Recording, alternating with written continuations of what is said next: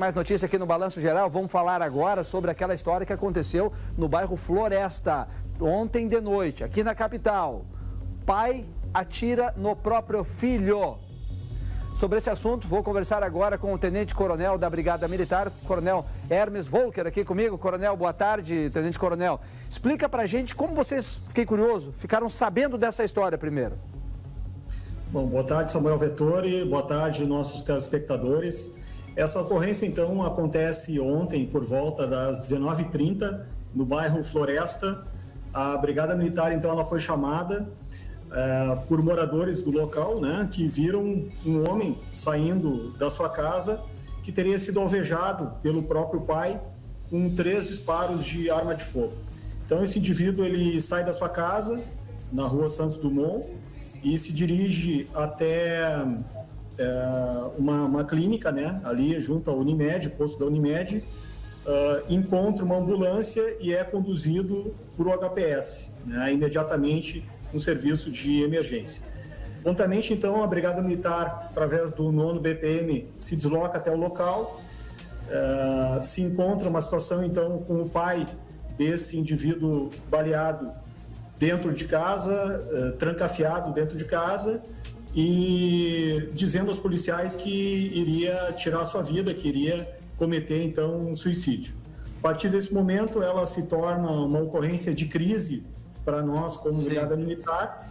Nós temos um protocolo para esse tipo de ocorrência, foi isolada praticamente toda a rua, um perímetro de 50 metros ali para cada lado, e foi acionado, então, o Batalhão de Operações Policiais Especiais, o BOP, para o local, com uma equipe tática, com negociadores.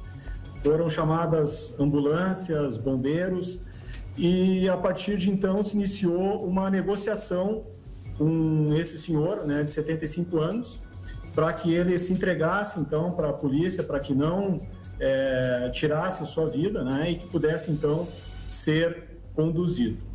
Tá? Se conseguiu um contato com ele por volta de 21 horas, né? 21 horas conseguimos contato através de telefone com ele, conversamos com ele por cerca de 10 minutos. Ele estava visivelmente alterado, conseguimos o contato com a esposa dele, que não mora com ele no local, mas nos ajudou também com informações, certo, nos dizendo que ele usava de medicação, né, que poderia estar bastante alterado. A partir de então, nós esperamos para que ele pudesse se acalmar, para que a gente conseguisse, então, alguma forma de negociação com ele. E não tivemos êxito em nenhuma conversa por telefone mais com essa pessoa, ele desligava o telefone. Por volta de 11 horas, a nossa equipe tática, então, do BOP, tenta uma aproximação numa casa colateral à residência dele, para que se pudesse fazer um chamamento, uma interação. Ele não respondia mais, né? E conversando, então, com a esposa dele, ela teria nos dito que provavelmente, então, e pela idade dele avançada, de 75 anos, pelo estresse da ocorrência, por tudo que tinha acontecido, né, pelo evento de ter atirado contra o seu filho, que provavelmente, então, nesse momento, ele já pudesse estar dormindo, né? A equipe tática, então, de forma furtiva, silenciosa, ela entrou na residência, até utilizando as chaves da esposa dele, conseguiu chegar até o quarto onde ele estava. Ele estava trancafiado no quarto, então foi necessário arrombar o quarto. Nesse momento ele resiste, então, à abordagem, é utilizado ali somente granada de efeito moral. Sim. E foi feito a imobilização dele, então, com um equipamento taser, né, que seria com a nossa arma de choque para fazer a condução dele para a ambulância, né, e depois para a delegacia de homicídios. Vocês conseguiram, tenente-coronel, descobrir qual foi a desavença que ocorreu para ele dar 3 tiros no próprio filho? Perfeito, Samuel. Eles tinham um histórico, né, segundo repassado pela família, pela esposa. O filho tem um histórico de drogadição, né, com 42 anos, então, e já tem um histórico de briga, conflito familiar, não somente com o pai, com a mãe também. A mãe, ela relata que ela sai de casa justamente por isso, por não aguentar mais essa situação, não suportar mais essa situação dentro de casa, com um filho drogado. E, enfim, nesse momento, então, o pai, ele acaba perdendo a cabeça e atirando contra o próprio filho. Foram 3 tiros, uma pistola Beretta calibre 22, que foi apreendida pelo BOP no local. Um dos tiros foi no tórax, o outro foi próximo à boca, no rosto, e um terceiro tiro na região da cervical. Tá, e como é que tá esse homem, esse baleado? Ele tá em estado grave, não? Situação de saúde dele? Ele foi, inclusive, já liberado do Hospital Pronto-Socorro, né? Porque, em função do calibre, que é um calibre baixo, né? Um calibre 22, não trouxe muita ofensa à integridade física dele.